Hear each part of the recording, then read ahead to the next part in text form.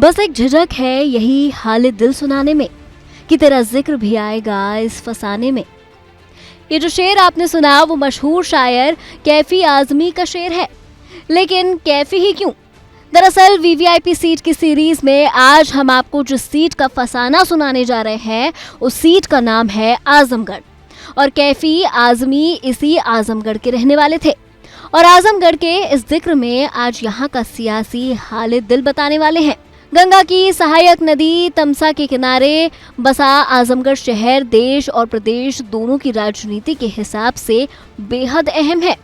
आजमगढ़ को समाजवादी पार्टी का गढ़ माना जाता है। इस सीट की तासीर का अंदाजा इसी बात से लगाया जा सकता है कि 2014 और 2019 की प्रचंड मोदी लहर में भी ये सीट बीजेपी से अछूती रह गई थी।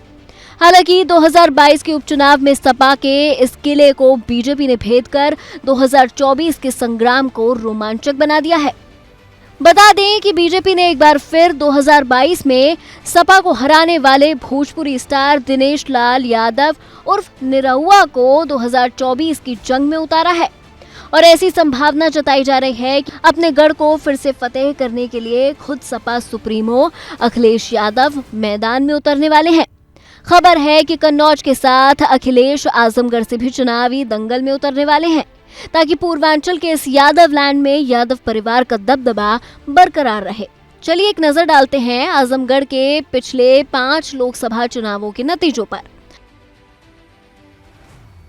1999 के लोकसभा चुनावों की बात करें तो सपा के रमाकांत यादव ने बीएसपी के प्रत्याशी अकबर अहमद दुम्पी को हराया था, तो वहीं 2004 में रमाकांत यादव ने पाला बदला और बसपा की ओर से सपा प्रत्याशी को हराया। यही नहीं, 2009 में तीसरी बार रमाकांत यादव ने दल बदला और बीजेपी से चुनाव लड़कर आजमगढ़ का चुनावी दंगल जीता। लेकिन 2014 में समाजवादी पार्टी ने उस वक्त के पार्टी सुप्रीमो मुलायम सिंह यादव ने पलटी मार रमाकांत यादव का विजय रथ रोक दिया था और जीत हासिल की।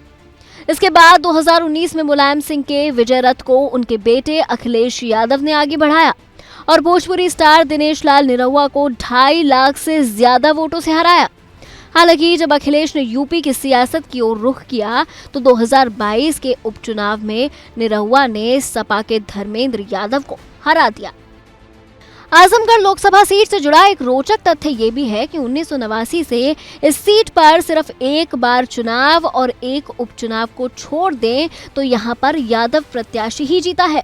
ऐसे में बीजेपी की ओर से निरहुआ एक बार फिर मैदान में है और अखिलेश को चुनौती देने की पूरी तैयारी में है।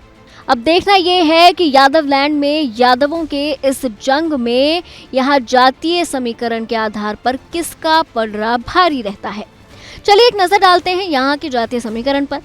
आजमगढ़ लोकसभा सीट पर करीब 18 लाख मतदाता हैं, जिनमें सबसे ज्यादा यादव मतदाता हैं, जिनकी आबादी करीब 3.5 लाख है। दूसरे नंबर पर मुस्लिम मतदाता हैं, जिनकी आबादी करीब 3 लाख है। दलित मतदाता भी 2.5 लाख की आबादी के साथ अहम रोल अदा करते हैं, तो ठाकुर मतदाता भी करीब 1.5 लाख है। ब्राह्मण और राजभर समाज के भी 1-1 लाख मतदाता हैं। इसके साथ ही विश्वकर्मा, भूमियार, निषाद, चौहान, वैश्य, प्रजापति और पटेल के मतदाता भी निर्णायक भूमिका अदा करते हैं। यानी जातीय समीकरण पर नजर डालें तो अखिलेश के पीडीए कार्ड के मद्देनजर आधे से ज्यादा आबादी कवर हो जाती है। ऐसे में बीजेपी के निरहुआ अखिलेश के पीडीए वाले दाव में कितनी सेंधमारी कर पाते हैं, ये देखना काफी दिलचस्प होगा।